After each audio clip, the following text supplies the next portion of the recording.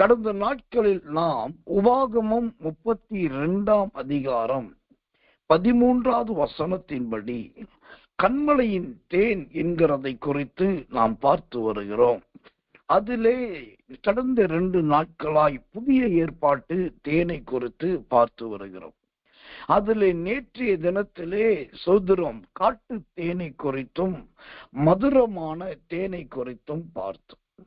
இந்த புதிய ஏற்பாட்டில் சொல்லப்பட்ட தேன்களில் இன்னொரு தேன் இருக்கிறது. லூக்கா சுவிசேஷத்தின் புஸ்தகம் 24ஆம் அதிகாரம் 42வது வசனம். லூக்கா 24:42. அப்பொழுது பொரித்த மீன் கண்டத்தையும் தேன் கூட்டு துணிக்கையையும் அவருக்கு கொடுத்தார்கள். அவைகளை அவர் வாங்கி அவர்களுக்கு முன்பாக புசித்து. இங்கு தேன் கூட்டு துணிக்கை என்கிறதான ஒரு வார்த்தையை பார்க்கிறோம். இயேசு கிறிஸ்துவானவர் மரித்தார், அடக்கம் பண்ணப்பட்டார், 3வது நாள் உயிர்த்தெழுந்தார். அப்படி அவர் உயிர்த்தெழுந்து 500க்கும் அதிகமானவர்களுக்கு தம்மை வெளிப்படுத்தி வந்து கொண்டிருக்கிற நேரத்திலே இயேசுவானவர் இங்கு ஒரு கடற்கரையிலே வந்து நிற்கிறார். அப்பொழுது கர்த்தர் நல்லவே சோதரம் அவங்கள்ட்ட கேட்கிறார், உங்களிடத்தில் என்ன இருக்கிறது? உடனே அவர்கள் அவருக்கு சோதரம் பொரித்த மீன் கண்டத்தையும் தேன் கூட்டு துணிக்கையையும் அவருக்கு கொடுத்தார்கள் என்றும் அதை அவர் வாங்கி அவர்களுக்குண்டாக புசித்தார் என்று பார்க்கிறோம். இங்கு 2 வார்த்தை இருக்குது. ஒன்று மீன் கண்டம், 2வது தேன் கூட்டு துணிக்கை. மீன் கண்டத்தை குறித்து பார்ப்பதற்கு நமக்கு சமயம் இல்லை, நேரம் போதாது.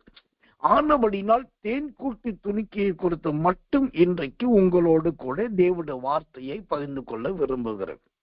அதுவும் சமயம் வாய்த்தால் முழு தேவ செய்தியும் கொடுக்கப்படும், அல்லது இந்த தேன் கூட்டு துணிக்கையின் 2ஆம் பகுதி நாளைக்கு உங்களுக்கு அறிவிக்கப்படும். கர்த்தருக்கு மகிமை உண்டாவதாக. இங்க வாசிக்கிறோம் தேன் கூட்டு துணிக்கை அப்படி. இந்த தேன் கூட்டு என்று சொன்னால் அது எதை குறிக்கிறது என்பதை முதலாவது தெரிந்து கொள்ள வேண்டும். 1 சாமுவேலின் புஸ்தகம் 14ஆம் அதிகாரம் 25வது வசனத்தை வாசித்தால் 1 சாமுவேல் 14:25 சொல்லுகிறது, தேசத்து ஜனங்கள் எல்லாரும் ஒரு காட்டிலே வந்தார்கள், அங்கே வெளியிலே தேன் கூடு கட்டி இருந்தது. ஆமென். லூக்கா 24:42 சொல்லப்பட்டிருக்கிற தேன் கூட்டு என்ற வார்த்தை இந்த 1 சாமுவேல் 14:25 சொல்லப்பட்டிருக்கிற தேன் கூடை தான் காண்பிக்கிறோம். அந்த தேன் கூடு என்ற வார்த்தை தான் அங்கு தேன் கூட்டு என்று சொல்லப்படுகிறது. இப்போ கர்த்தருடைய நாமத்துக்கு மகிமை உண்டாவதாக. இப்ப இயேசுவானவருக்கு மீன் கண்டத்தையும் ஒரு தேன் கூடு முழுவதையும் கொடுக்கவில்லை, தேன் கூட்டு துணிக்கையை கொடுத்தார்கள். கர்த்தருடைய நாமத்துக்கு மகிமை உண்டாவது. துணிக்கை என்றால் ஒரு அப்பத்தை எடுத்து அதை 2ஆக கிழித்தால் அல்லது பீத்தால் அது எப்படி ஒரு தனியா பிச்சு சாப்பிடக்கூடிய அளவுக்கு வருமோ அதை போல அன்றைக்கு இருந்த தேன் கூடுகள் எல்லாம் பல அடி உயரத்துக்கும் பல அடி அகலத்துக்கும் பலவிதமான பெரிதாகவும் இருக்கும். அப்ப அவ்வளவு பெரிய தேன் கூட்டை தூக்கி அப்படியே கொடுக்காம அதில் ஒரு பகுதியை வெட்டி அது அவர் கையிலே கொடுக்கிறார்.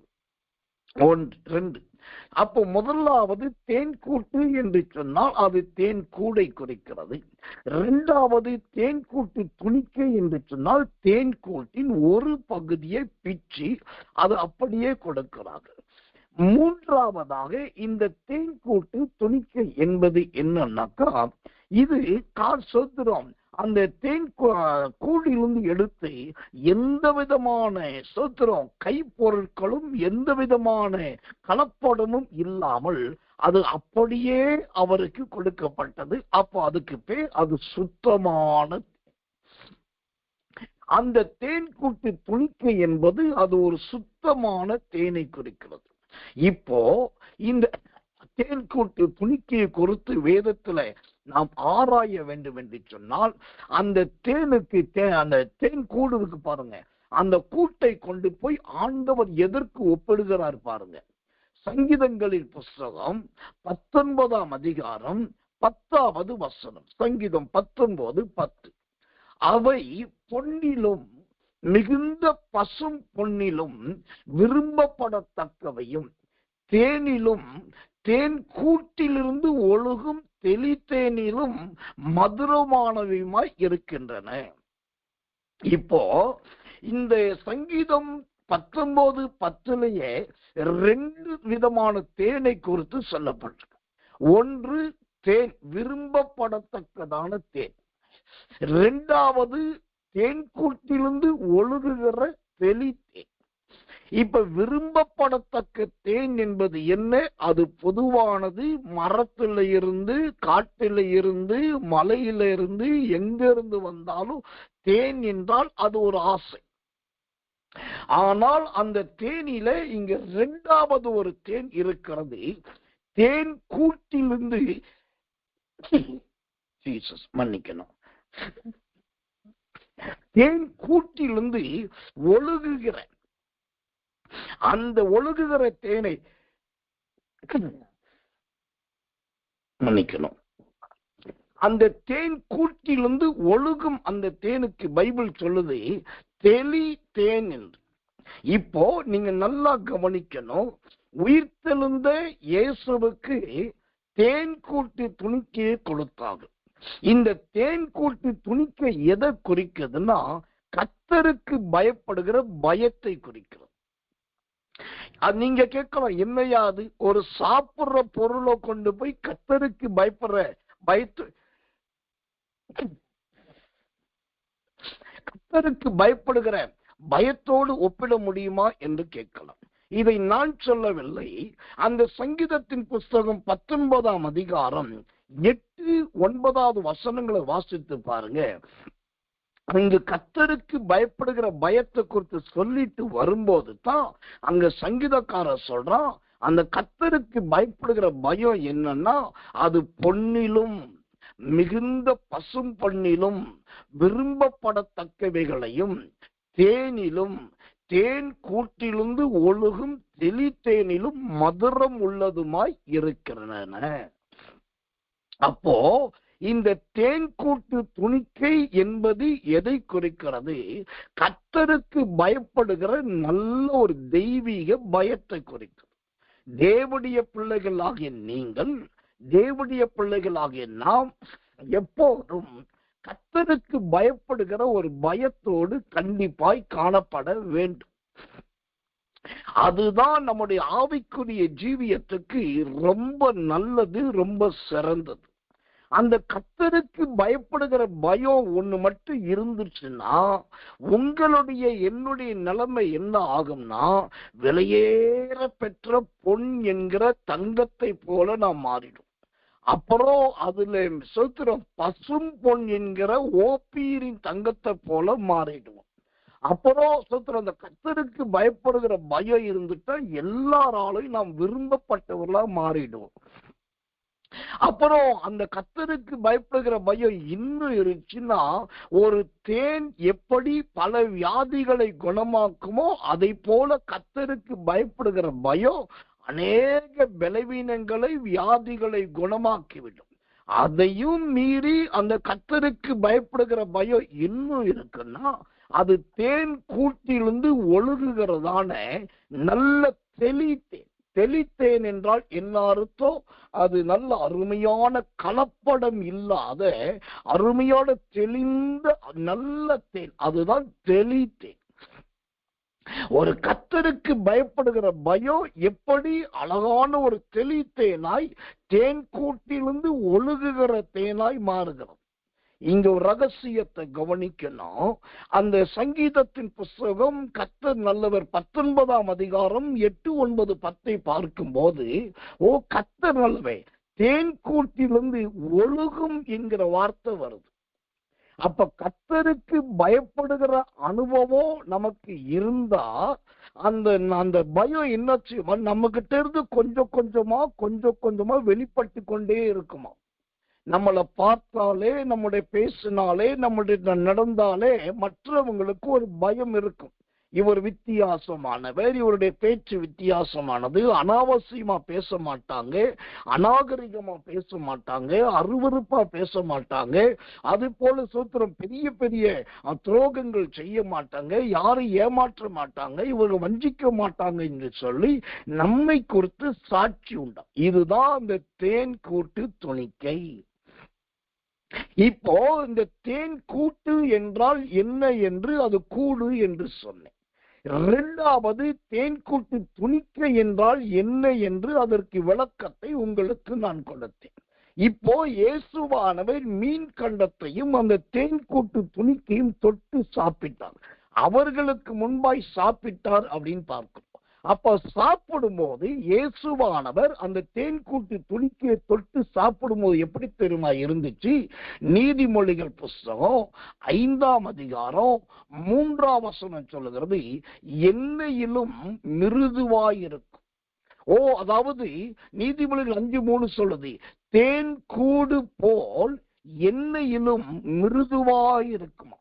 அந்த தேன் கூட்டு துணிக்க அப்படி எடுத்தாக்கா ஒரு சப்பாத்திய அல்லது ஒரு அப்பத்தை, ஒரு தோசைய தேன்ல முக்கி எடுத்தா எப்படி இருக்கும், அந்த மாதிரி ஒரு சாஃப்டா இருந்ததுதான் தேன் கூட்டு துணிக்கை.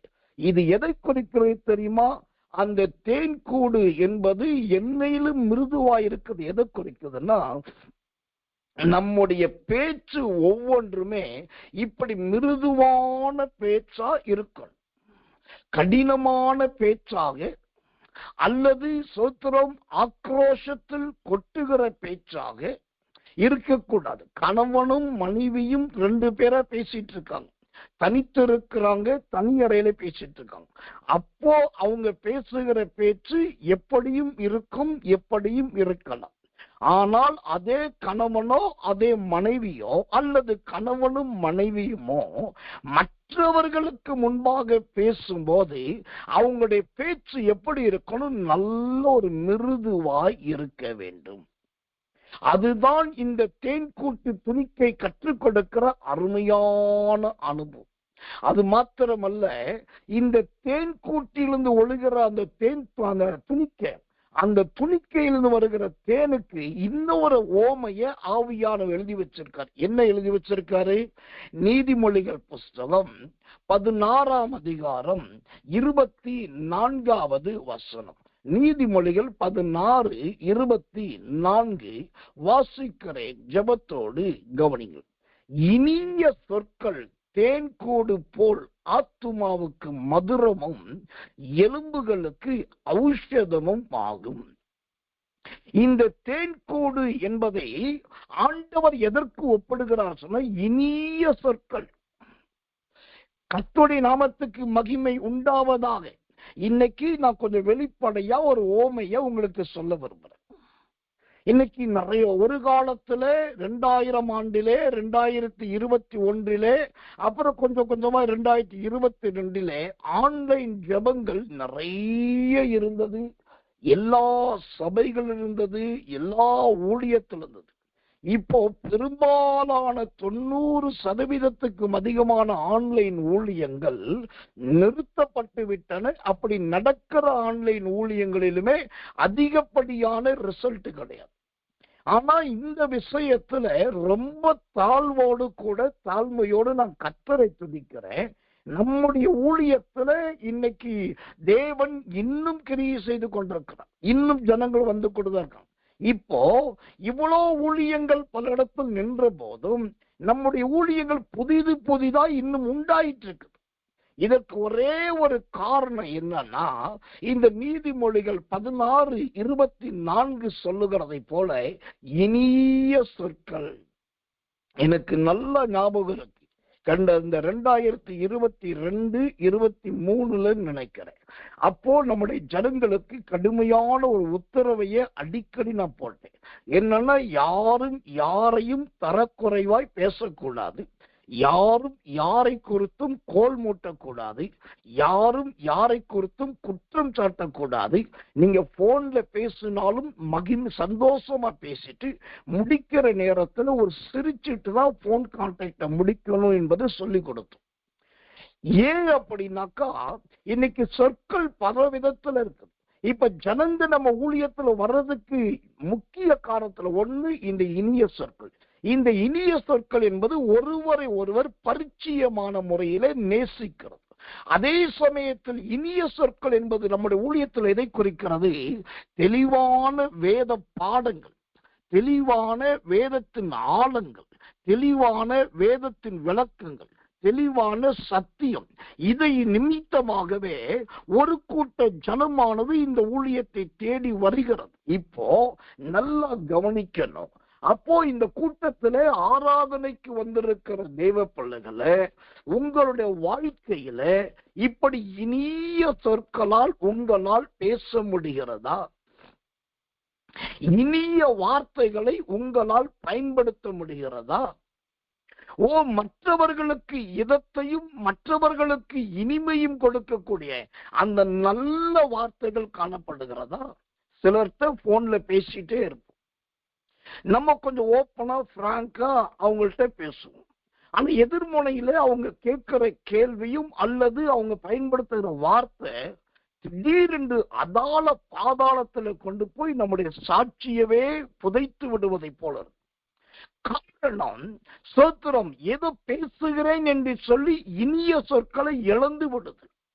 இதனால என்ன நடக்கிறது? நல்ல உறவு அருந்து, நல்ல நட்பு பாதித்து, நல்ல சிநேகம் ஒன்றுமில்லாமல் போகிறது. அப்ப தேன் கூட்டு துணிக்க என்பது, முதலாவது தேன் கூட்டு என்பது தேன் கூடு. இரண்டாவது தேன் கூட்டு துணிக்க என்பது அது நல்ல பொன்னிலும் பசும்பொன்னிலும் தேனிலும் தேனிலும் ஒழுகக்கூடியது. மூன்றாவது, இந்த தேன் கூட்டு துணிக்கையை இயேசு சாப்பிடும் போது அது நல்ல எண்ணெயிலே முக்கி எடுத்ததை போல மிருதுவாயிருந்தது. அந்த மிருதுவாயிருந்த தேனானது அந்த கூட்டின் தேனானது எப்படிப்பட்டது? அது நல்ல இனிய சொற்களா இருந்தது. கர்த்தர் நல்லவன். அது மாத்திரமல்ல, சொல்கிறோம், அந்த இனிய சொற்கள் நல்ல ஔஷதத்துக்கு ஒப்பாயிருந்தது. சரி, இப்ப இந்த தேன் கூட்டிலிருந்து இயேசுவுக்கு கொடுத்த அந்த தேனை அவர் சாப்பிட்டார். அதை சாப்பிட்டதுனால அவருக்கு என்ன பலன் கிடைச்சது? அதை சாப்பிட்டதுனால அவருக்கு என்ன உண்டானது? உயிர்த்தெழுந்த சரீரத்தோடு சாப்பிட்டாரு. அந்த உயிர்த்தெழுந்த சரீரத்துல இருந்து தேன் கூட்டி துணிக்கைய சாப்பிட்டதுனால என்ன பலன் கிடைச்சதுன்னா, நீதிமொழிகள் புஸ்தகம் 27ஆம் அதிகாரம் 7வது வசனம். நீதிமொழிகள் 27:7 சொல்லுகிறது, திருப்தி அடைந்தவன் தேன் கூட்டையும் மிதிப்பான். இந்த இயேசுவுக்கு தேன் கூட்டை எடுத்து கொடுக்கிறாங்க, கூட்டில் இருக்கிற ஒரு துணிக்கையை கொடுக்கிறாங்க. அதுல மீன் கண்டத்தை தொட்டு சாப்பிடுறார். அப்படி சாப்பிட்ட உடனே அவருக்கு என்ன உண்டாகிறது? நல்ல ஒரு திருப்தி உண்டாகிறது.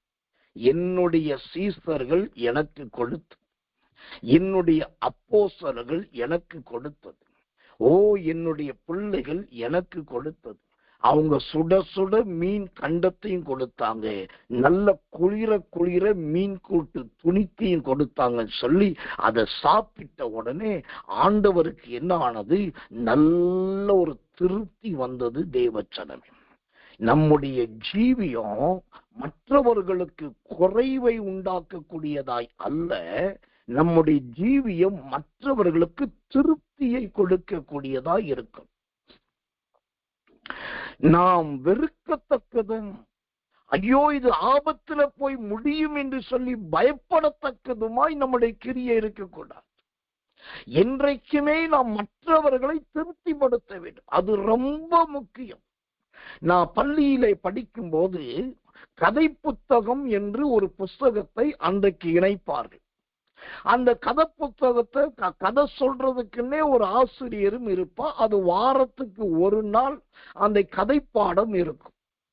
அந்த கதை புத்தகம் மற்ற புத்தகங்களை விட ஒரு கால்வாசி தான் சின்னதா இருக்கும். அந்த கதை புத்தகத்துல பள்ளி பாடத்தில் படித்த ஒரு அருமையான பாடம் இப்ப நினைவுக்கு வருகிறது. ஒரு நாள் ஒரு அரசன், அந்த அரசன் அவன் காலையில எழும்பி வெளியிலே பால்கனியிலே உட்கார்ந்து காலை வெயிலையும் இளம் காற்றையும் உணர்ந்து கொண்டிருக்கிறான்.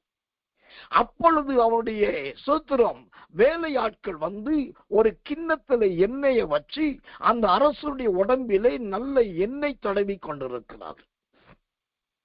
அந்த காலை நேரத்தில் ஒரு புலவன் திடீர்னு வந்துட்டு அந்த அரசனை கொடுத்து அவன் குளிக்கிறதுக்காக எண்ணெய் தேய்க்கிற இடத்துல புகழ்ந்து பாடுறான். பாடிட்டு இருக்கும் போது பாட்டு முடிச்சு இப்போ ராஜாக்குடைய முறைமை என்னன்னா, புலவர்கள் வந்து ராஜாவை குறித்து புகழ்ந்து பாடினா பொன்னும் வெள்ளியும் தங்கமும் அல்லது வைரமும் ஏதோ ஒன்று கொடுக்கணும், இல்லாவிட்டால் ஏதோ ஒன்று கொடுக்காமல் அனுப்பக்கூடாது. இது ராஜாங்க முறையிலே ஒரு முறை. இப்ப ராஜா எண்ணெய் தேய்த்து கொண்டிருக்கிற புலவன் இருக்கிறான். இப்ப பாக்குறான் என்ன செய்யறதுன்னு தெரியல. உடனே தான் கையில இருக்கிற எண்ணெய் கிண்ணத்தை எடுத்து அந்த புலவனுக்கு கொடுத்தான். அப்போ அந்த புலவன் கேட்கிறான், ராஜாவே, நீர் நினைச்சா நாட்டையே கொடுக்க முடியும், ஆனா நான் கேட்ட உடனே கையில இருந்த தூக்கி கொடுத்துட்டீங்களே, இது உமக்குரிய வெள்ளி கிண்ணம் அல்லவா? இந்த வெள்ளி கிண்ணத்தை போய் கொடுத்துட்டீங்க, இது உமக்குரியது அல்லவா? அப்ப ராஜா சொல்றான், கர்த்தர் நல்லவன், நான் கொடுக்க விரும்புவது உண்மைதான். நான் ஏஞ்சி போய் குளிச்சுட்டு வந்து உனக்கு கொடுக்கறதுக்குள்ள என் மனசு மாறிடுச்சுனாக்கா நான் என்ன கொடுப்பேன், எந்த அளவுல கொடுப்பேன்னு தெரியாது. அப்ப அந்த வாய்ப்பு நழுவி போயிடும். அப்போ அதனாலதான் கொடுக்கணும்னு நினைக்கும் போது என் கையில எது இருந்துச்சோ அதை அப்படியே கொடுக்கிறேன் என்று சொன்னான். அதை கேட்ட உடனே அந்த புலவன் புலங்காகிதம் அடைந்தான். இப்ப நல்லா கவனிக்கணும். இது எதுக்கு சொல்றேன்னா, நம்முடைய ஜீவியம் மற்றவர்களை திருப்திப்படுத்தக்கூடியதா இருக்கணும். நீங்க கிண்ணத்தை கொடுங்க, இல்ல அண்டாவை கொடுங்க. நீங்க அண்டாவை கொடுக்கறீங்களா கிண்ணத்தை கொடுக்கறீங்களா முக்கியம் இல்ல. அதை எந்த இருதயத்தோடு கொடுக்கறீங்க, மற்றவங்க திருப்திப்படக்கூடிய அளவுக்கு கொடுக்கணும். இப்ப இந்த ராஜா கிண்ணத்தை கொடுத்தா இந்த விவாதத்தை அந்த ராஜாவுடைய இளங்குமாரன் சின்ன பையன் அவன் பார்த்துக்கிட்டே இருக்கிறான். அவனுக்கு ஒரு 6-7 வயது இருக்கும். பார்த்துட்டு இருக்கா, அப்பா பேசுறது புலவர் சொல்றது தூக்கி அப்படி கொடுத்துட்டே பாயினான். இப்ப கொஞ்ச நேரம் கடந்தது. இந்த பையன் ராஜாவுடைய குமாரன் இளங்குமாரன் விளையாட போயிட்டான். ராஜா சொல்லிட்டாரு, புலவரை கூட்டு போய் நல்ல போஜனம் கொடுங்க, அவருக்கு வேண்டிய வஸ்திரங்களை கொடுங்க, அப்புறம் அனுப்பி வைங்கன்னு சொல்லி காவலாளிட்ட சொன்ன சாப்பாட்டு கூட்டு போயாச்சு. போய் புலவர் சாப்பிட்டாரு. சாப்பிட்டுட்டு நான் கொடுத்த துணியெல்லாம் வாங்கிட்டு அப்புறம் அரண்மனை விட்டு கிளம்புறாரு. அந்த கிளம்புகிற நேரத்துல அந்த புலவன் நுழைவு வாயில், அதாவது வெளியே போக வேண்டிய அந்த அவுட்டோர் பக்கத்துல வந்தா அந்த ராஜாவுடைய இளங்குமாரன் ஒரு சின்ன ரதம், அந்த ரதம் தங்கத்தில் செஞ்ச ரதம், அந்த தங்கத்துல செஞ்ச ரதத்தை வச்சு உருட்டி இழுத்து விளையாண்டிட்டு இருக்கான். அந்த உருட்டி இழுத்து விளையாடும் போது இதை பார்த்த புலவன் போய் தடவி கொடுத்து, மகனே, நீ உன்னை தகப்பனை போலவே நீ வாரி வழங்குவதில் வல்லவனாய் இருப்பாய், கடவுள் உன்னோடு இருப்பார் என்று சொல்லி முடித்தான். சொல்லி முடிச்சுட்டு பார்க்கிறாரு, அந்த சின்ன பையன் வச்சு உருட்டி விளையாடுற தங்க ரதத்தை கொண்டு போய் அந்த புலவர் வச்சிருந்த ஒரு மூட்டையோடு கயிறை போட்டு கட்டிட்டான்.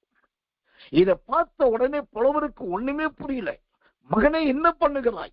அப்போ அந்த இளங்குமாரன் சொல்லுகிறான், இளங்குமாரனாகிற சின்ன ராஜா சொல்றான், எங்க அப்பா உங்களுக்கு கிண்ணத்தை கொடுத்தார், நான் ஒரு ரதத்தையே உங்களுக்கு கொடுக்கிறேன்.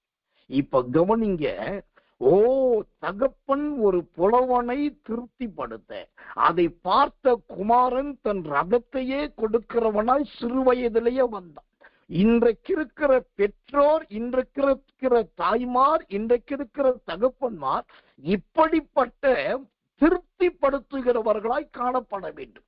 2 பேரை நீங்கள் திருப்திப்படுத்த வேண்டும். ஒன்று, உங்களை சிருஷ்டித்த தேவனை உங்கள் முன்மாதிரி ஜீவியத்தினால் நீங்கள் திருப்திப்படுத்த வேண்டும். இரண்டாவது, உங்களை நடத்துகிற நடத்திப்புக்காரர்களை அவர்களுடைய காரியத்தை சந்திக்கிறதுல திருப்திப்படுத்த வேண்டும். தேவனுடைய நாமத்துக்கு மகிமையும் கிருபையும் தயவும் உண்டாவதாக. இதுதான் இந்த தேன்கூட்டு துணிக்கையில் கிடைச்ச அருமையான ஒரு திருப்தி. இந்த இயேசுவானவருக்கு மீன் கண்டத்தையும் தேன்கூட்டு துணிக்கையும் கொடுத்தார்கள் என்கிற சத்தியம் நிறைய பேருக்கு தெரியும். ஆனா அந்த தேன் கூடு என்பது என்னன்னு தெரியாது, அந்த துணிக்கை என்றால் என்னன்னு தெரியாது, அதை சாப்பிடும் போது எப்படி இருந்தது என்று எப்படி ஒன்று தெரியாது, அதை சாப்பிட்டதினால் இயேசுவுக்கு என்ன உண்டானது என்று ஒன்று தெரியாது. அது வசனமாகவே விட்டு விட்டு போய்விடுகிறோம். ஆனால் இந்த புதிய ஏற்பாட்டில் இருக்கிற அந்த தேன் கூட்டு துணிக்கையில இவ்வளவு மகிமையான அர்த்தம் இருக்கு. கத்த நிலவை இதை விட இந்த தேனுக்கு முதலாவது பார்த்தீங்கன்னா இந்த கூட்டு தேனை எப்படி சாப்பிடுறாங்க. 1 சாமுவேல் 14ஆம் அதிகாரம் 27வது வசனத்தை வாசிச்சாக்கா, ஒரு கோலை நீட்டி நுனியினாலே தேன் கூட்டை குத்தி அதை எடுத்து வாயிலே போட்டு கொண்டான். இந்த தேன் கூட்டை சாப்பிட ஆரம்பிக்கும் போது ஒரு குச்சியில குத்தி அதுல கொஞ்சம் தேனை தூக்கி வாயில போட்டுக்கிறான். இதுதான் தேன் கூட்டை சாப்பிட்ட முதல் விதம். இரண்டாவது, இந்த தேனை எப்படி சாப்பிட்டாங்க, மற்ற தேனோடு இந்த தெளி தேனை கலந்து சாப்பிட்டாங்க. மூன்றாவது, இந்த தேனை எப்படி சாப்பிட்டாங்க, நீதிமொழிகள் 5:3 சொல்லுது, தேனையும் எண்ணெயையும் இணைத்து சாப்பிட்டாங்க. நாலாவது, அந்த தேனை எப்படி சாப்பிட்டாங்க, எலும்புகளுக்கு நல்ல ஔஷதம் கொடுக்கக்கூடிய அளவுக்கு அதை மென்னு ரசித்து ருசித்து சாப்பிட்டாங்க. ஐந்தாவது, இந்த தேனை எப்படி சாப்பிட்டாங்க, நல்ல திருப்தி உண்டாகக்கூடிய அளவுக்கு சாப்பிட்டாங்க. ஆறாவது, இந்த தேனை எப்படி சாப்பிட்டாங்க பாருங்க. இந்த கூட்டு தேனை சாப்பிடுகிற ஆறாவது விதத்தை குறித்து உன்னத பாட்டின் புஸ்தகம் 5ஆம் அதிகாரம் 1ஆம் வசனம் சொல்லுகிறது. என் தேன் கூட்டை என் தேனோடு புசித்தேன், என் திராட்சரசத்தை என் பாலோடு குடித்தேன். இப்போ தேன் கூட்டை எடுத்து ஏற்கனவே இருக்கிற தேனோடு கலந்து புசித்து கூடவே திராட்சரசத்தை எடுத்து அந்த திராட்சரசத்துல கொஞ்சம் பாலை ஊற்றி, இப்ப கீழ இருந்து மேல பாருங்க, கீழ இருந்து மேல பார்த்தா அடியில பால் இருக்குது, அடிக்கு மேல திராட்சரசம் இருக்குது, அதுக்கு மேல நல்ல தேன் கூடு இருக்குது, தேன் கூட்டுக்கு மேல தேன் இருக்குது. இப்படி நாளையும் கலந்து நல்லவர் அது அருமையாய் புசித்தார்கள். இதுதாங்க அந்த தேன் கூடு. இப்போ கடைசியா நான் சொல்லி முடிக்கிறேன். இந்த உன்னத பாட்டு 5:1 முதலாவது தேன் கூடு என்று சொல்லப்படுகிறது, இரண்டாவது தேன் என்று சொல்லப்படுகிறது, மூன்றாவது திராட்சை ரசம் என்று சொல்லப்படுகிறது, நான்காவது பால் என்று சொல்லப்படுகிறது. இதிலே தேன் என்பது எதை குறிக்கிறது? கர்த்தர் நல்லவே, தேவன் நமக்கு கொடுத்த கிருபையை குறிக்கிறதா இருக்கிறது. அப்புறம் தேன் கூடு என்பது எதை குறிக்கிறது? தேவனுக்கும் நமக்கும் இருக்கிற ஐக்கியத்தை குறிக்கிறதா இருக்கிறது. திராட்சை ரசம் என்பது எதை குறிக்கிறது? கிறிஸ்துவுக்காக பாடுபடுவதையும் அதை சகிக்கிற சகிப்பையும் குறிக்கிறது. நான்காவதாக பால். அந்த பால் எதை குறிக்கிறதுனா ஞான வெளிப்பாடுகளை குறிக்கிறது. அப்போ ஆரம்பத்திலே நீங்க தேவனுடைய வசனத்தை வாசிச்சாக்கா அது உங்களுக்கு அருமையான சோத்திர தேன் கூடாக மாறும். அந்த தேன் கூடா மாறிச்சுன்னா அது நல்ல தேவனுக்காக எந்த பாடுகளை சகிக்கக்கூடிய பொறுமையை கற்றுக் கொடுக்கும். அந்த பொறுமை உங்களுக்குள்ள வந்துருச்சுன்னா சோத்திர திருவசனமாக ஞானம், அந்த ஞான பால் உங்களுக்கு வந்துடும். எவ்வளவு நேர்த்தியா அந்த தேன் கூட்டை குறித்து ஆண்டவர் வரையறுத்து வைத்திருக்கிறார் பாருங்க. இப்ப இது எல்லாத்தை விட எனக்கு புரியாத ஒரு புதிர் இருக்கு. உங்களிடத்தில் அதை நான் கொடுத்துடுறேன். உங்களால முடிஞ்சிச்சுன்னா எனக்கு விளக்கம் சொன்னீங்கன்னா உங்களுக்கு ஒரு பரிசையே நான் கொடுக்கிறேன். என்னன்னா, அந்த லூக்கா சுவிசேஷம் 24ஆம் அதிகாரம் 42வது வசனம் சொல்லுது, அப்பொழுது பொரித்த மீன் கண்டத்தையும் தேன் கூட்டு துணிக்கையும் அவருக்கு கொடுத்தார்கள். அவைகளை அவர் வாங்கி அவர்களுக்கு முன்பாக புசித்தார். இப்ப எனக்கு என்ன ஒரு புரியாத புதிர்னா, சரியான மத்தியான நேரம் இயேசுவானவர் வந்திருக்கிறார். புசிக்க ஏதாவது கொடுங்கன்னு கேட்ட உடனே அப்பத்தையும் மீனையும் கொடுக்கல, அல்லது அப்பத்தையும் தேனையும் கொடுக்கல, மீன் கண்டத்தை, பொரிச்ச மீன் கண்டத்தையும் தேனையும் கொடுத்தாங்க. இப்போ இந்த பொரிச்ச மீனை கொண்டு போய் அந்த தேனில, அதுவும் அப்படியே மலையிலிருந்து இறக்கல அந்த கூட்டுல குத்தி குத்தி தொட்டு தொட்டு உருட்டி பரட்டி சாப்பிட்டாக்கா எப்படி சாப்பிட முடியும்? இந்த அது ஒரு உணவா இருக்குமா? அப்படி அதை சாப்பிட்டா அது சரீரத்துக்கு ஒத்து வருமா? அல்லது இந்த பொரித்த மீன் கண்டம் ஓசத்துல எப்படி தேனோடு ஒத்து போகுது? அது பைபிள் சொல்லுது பொரித்த மீன் கண்டம். அப்படின்னா இது சுட்ட மீன் கிடையாது. நல்ல மசால் போட்டு மிளகாத்தூள், மஞ்சத்தூள், உப்புத்தூள், மற்ற தானியத்தூள் எல்லாம் போட்டு அதுல கொஞ்சம் தண்ணிய ஊத்தி அதுல கொஞ்சம் சொத்திரம் அப்படியே சொத்திர தண்ணியோடு நல்லா கலக்கி கத்தர் நல்லவே அதை எடுத்து மீனுக்கு உள்ளேயும் வெளியையும் தடவி அந்த மீனை கொண்டு போய் அப்படியே பாதி வெயில் பாதி காத்துல பட வச்சு அதை அப்படியே கொஞ்சம் அந்த பாதி வெயில் பாதி காத்துல கடற்கரை நல்லா ஆன உடனே அதை எடுத்து அப்படியே நல்ல தளத்தளன்னு அடுப்பை பத்த வச்சு அந்த எரியிற அடுப்புக்கு மேல அழகான ஒரு செயற்கையினால் செய்யப்பட்ட ஒரு கல்லை வச்சு அந்த கல்லுல எண்ணெயை ஊத்தி அந்த எண்ணெயில எண்ணெய் நல்லா காஞ்ச உடனே அதுல மீனை போட்டு நல்ல 2 குச்சிய வச்சு அதை உருட்டி பரட்டி வெளியில இருக்கிற எண்ணெய் எல்லாம் உள்ள போக உள்ள இருக்கிற மசாலெல்லாம் வெளியே வர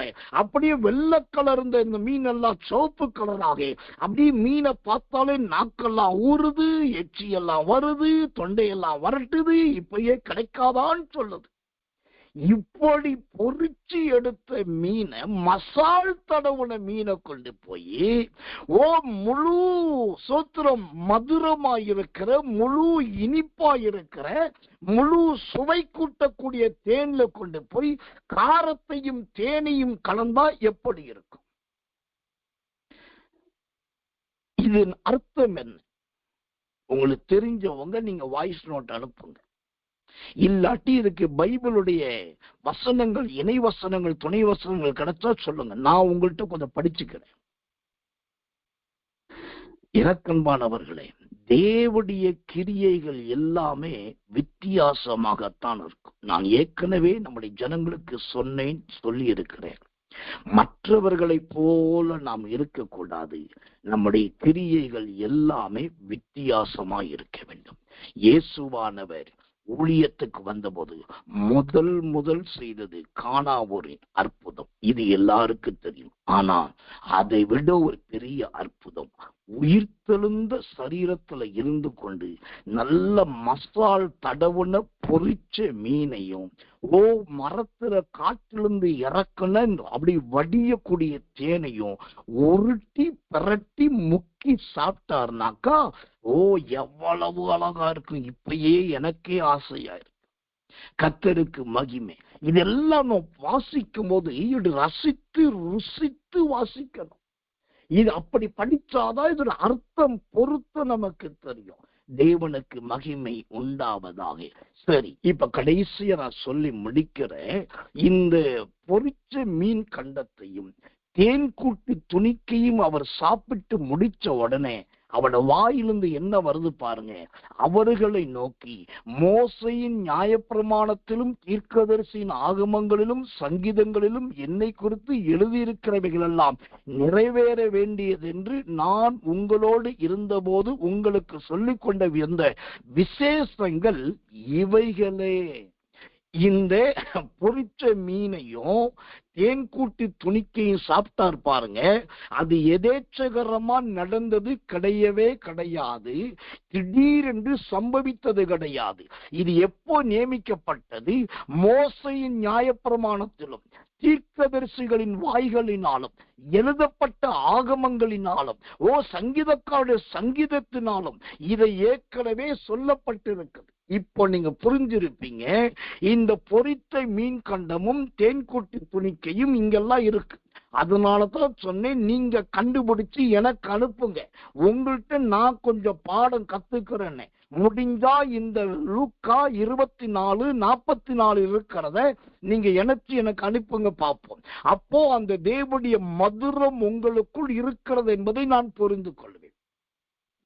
கடைசியாய் ஆக மொத்தம் இந்த தேன்கூட்டு துணிக்கை என்பது இப்படி விதமான ஆரம்பத்தில் குச்சியினாலும், அடுத்தது வெறும் தேனினாலும், அடுத்தது தேலினாலும் விதவிதமாய் சாப்பிட்டு கடைசியாய் இந்த சோத்ரோ தேன் கூட்டு துணிக்கைய ஆண்டவர் சாப்பிட்டு காண்பித்தார். இந்த தேன் கூட்டுக்குள் எப்படி இவ்வளவு பெரிய ரகசியங்கள் வெளிப்பாடுகள் இருக்குதோ, உங்க ஜீவியத்திலும் தேவன் ரகசியங்களையும் வெளிப்பாடுகளை வைப்பார். கிருபையினால் நிரப்புவார். நாம் கண்களை மூடி ஜெபிக்க போகிறோம். எல்லாரையும் இந்த தேன்கூட்டின் ஆசீர்வாதத்தால் நிறைத்து உம்முடைய பிள்ளைகள் ஆண்டவரே மகிமையின் மகத்துவத்தின் தயவை அடையத்தக்கதாய், கிருபையின் மகிமையின் வல்லமை இருக்கத்தக்கதாய், சங்கீதம் 19:10 சொல்லப்பட்ட அந்த ஆசீர்வாதங்கள் இவர்கள் ஜீவியத்தில் அப்படியே நடப்பதாக ஆசீர்வதியும் பொறுப்படுத்திக் கொள்ளும். இயேசுவின் ரத்தம் செய்யும். இயேசுவின் நாமத்தில் ஜெபிக்கிறோம். ஜெபம் கேளு ஜீவனுள்ள நல்ல பிதாவே. ஆமென், ஆமென், ஆமென்.